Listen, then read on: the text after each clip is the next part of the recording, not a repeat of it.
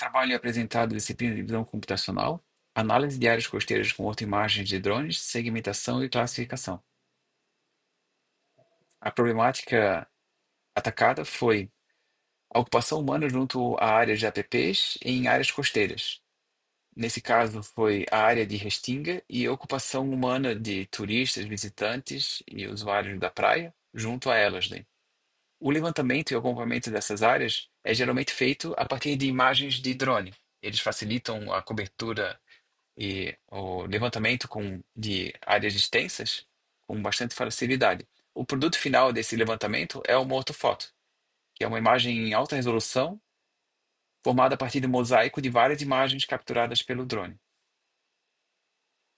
O objetivo, então, é que a gente destaque dessas áreas, dessas fotos, as áreas de restinga e a área em torno dessas áreas, incluindo a ocupação humana. A primeira abordagem, então, foi a utilização de segmentação por cores através da, dos intervalos de cores. Né? A primeira etapa nessa abordagem foi a transformação da imagem de RGB para HSV, que é matriz de saturação e valor, e a definição dos intervalos. Né? Foi feito utilizado um programa para ajudar a fazer essa captura de maneira mais dinâmica desses intervalos. Né? Um programa desenvolvido em OpenCV também. E dá para ver que as imagens elas são georreferenciadas e essas coordenadas aqui são em siglas 2000, o TM22S, que é uma projeção métrica. Então, em seguida, depois de serem escolhidos os intervalos, foram criadas máscaras que representam cada um deles. Né? Eu vou começar com essa, que é da Restinga. Aqui dá para ver que a área de Restinga, esse intervalo de cores da área de Restinga, ele é bem homogêneo. E como resultado, a máscara ela ficou bem precisa. Dá para ver que até as falhas aqui que existem na densidade de vegetação, elas foram capturadas. Algumas áreas de areia que aparecem aqui entre a vegetação, que são um indício que essa densidade é menor em uma região, elas foram bem capturadas. Uma característica da imagem, por ser espacializada, é que cada pixel ele tem uma área em metros quadrados. Então, foi possível, multiplicando o número de pixels detectados aqui na máscara, pela área de cada um deles, obter a área de restinga dessa imagem, que foi 2.241,28 metros quadrados. Já na faixa de areia, foi diferente daí. Aqui a faixa de areia ela é uma área que é muito mais dinâmica, principalmente no espaço de cores aqui. Quando a gente nós conseguimos separar um intervalo para representar a areia, ele não conseguia cobrir todos esses objetos e todos os elementos que estão ao longo da faixa de areia aqui. O resultado foi que a área de areia ela não ficou boa o suficiente. Ela ficou cheia desses buracos aqui, né? A alternativa, então, foi seguir adiante para uma outra abordagem. Seria a de aprendizado de máquina daí. Então, foi decidido utilizar um modelo pré-treinado e realizar um ajuste fino nele. E a primeira etapa foram criar as amostras daí. Então, foram pegas outras imagens levantadas também de áreas de praia, que tinham restinga e faixa de areia. Essas imagens, elas foram separadas de uma retícula de 1 por 1 metro. Nessa retícula, então, foram selecionadas as duas classes, aqui é restinga e aqui é areia. Depois, um script pegou essa seleção, foi manual, essa parte de seleção das quadrículas que cobriam cada uma das classes e atribuir essa classe a elas. Né? Depois, um script recortou cada uma dessas quadrículas aqui e colocou numa pasta separada de acordo com cada uma das duas classes. Então, cada uma dessas imagens aqui, ela corresponde a 1 por 1 metro. Elas são GeoTIFFs, quer dizer que ainda continuam espacializadas.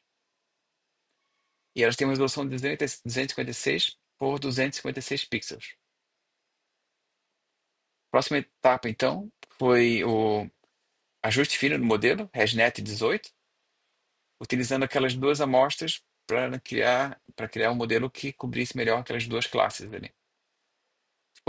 Então foi treinado durante 10 épocas, mas já observou que o modelo ele conseguiu representar bem aquelas classes logo de cara já, quer dizer, bem rapidamente.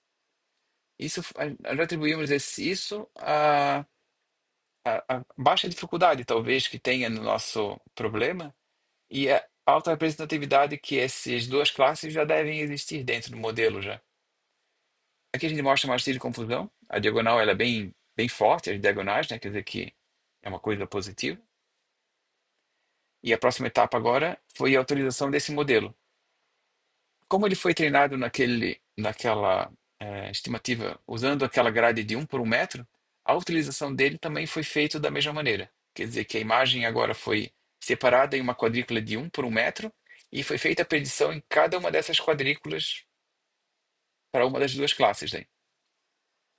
O que a gente observou aqui foi que teve sucesso, sim, em fazer a distinção da areia como a gente esperava, que é a área geral de areia, incluindo os elementos que estão por cima dela, e a restinga também foi bem representada. Nesse caso, deu para ver que tem algumas falhas que aconteceram aqui, junto à areia. Essas quadrículas que não puderam ser previstas como nenhuma das duas classes, de areia principalmente, foi atribuído isso à falta de diversidade que a gente tinha no nosso conjunto de amostras.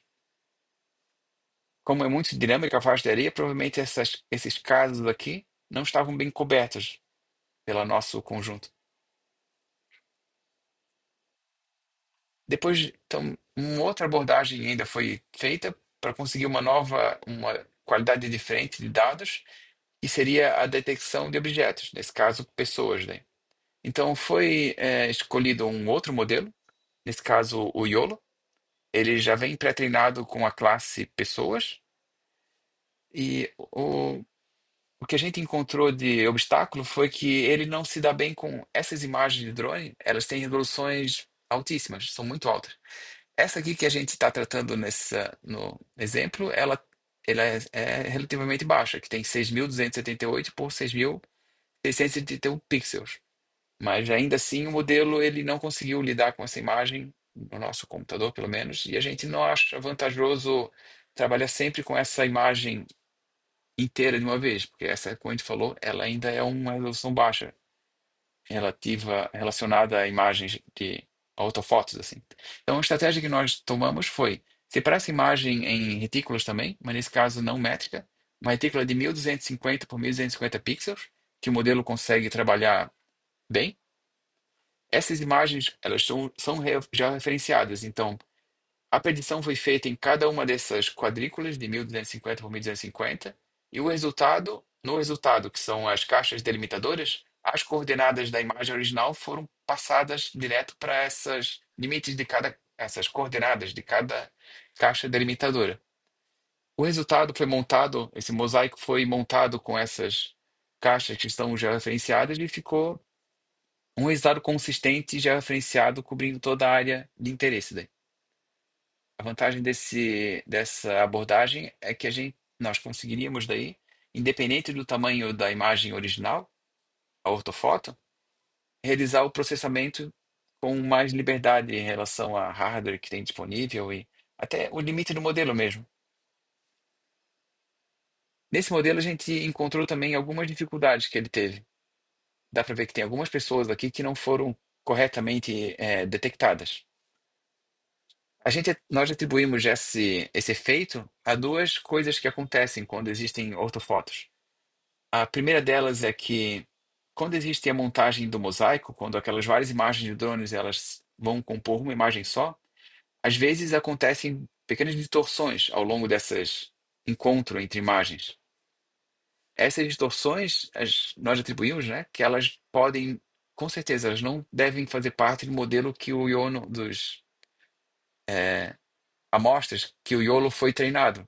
Então é uma coisa que ele talvez não consiga cobrir bem, porque ele nunca viu, por exemplo, pessoas com esse nível de deformação pequena ali. Uma segunda coisa é que essas ortofotos, dá para ver, né? A perspectiva que elas utilizam é essa sempre de cima. Então, as pessoas, nesse caso, são sempre pessoas, na maioria das vezes, vista do topo. Também a gente atribuímos também que o iolo talvez não tenha uma boa representatividade para esse tipo de pessoa. Como solução, a gente decidiu que se a gente fizesse também um ajuste fino no modelo iolo, com mais amostras de pessoas incorporando tanto essa deformação eventual que pode acontecer, quanto mais pessoas nessa perspectiva vista de cima, ele ia obter um nível maior de sucesso. Aqui, então, são todos os produtos que nós obtivemos. Nossa conclusão é que cada um tem um ponto forte e um ponto fraco. Quanto a esse modelo clássico, ele com sucesso consegue pegar essas falhas que existem em vegetação e mostrou um ponto forte dele, que é fazer essa distinção de maneira bem fácil e rápida, assim. Isso é uma coisa que nós pretendemos incorporar ao nosso trabalho. Agora, os padrões mais complexos e mais dinâmicos da areia, esses demandaram um passo já de acordo com um modelo de aprendizado de máquina já. E nesse caso, a gente ganha a possibilidade de refinar muito mais o modelo de acordo com a nossa necessidade específica. No caso, foi incorporar as pessoas já à área de areia aqui para que esses padrões se transformassem numa área só, em um momento assim.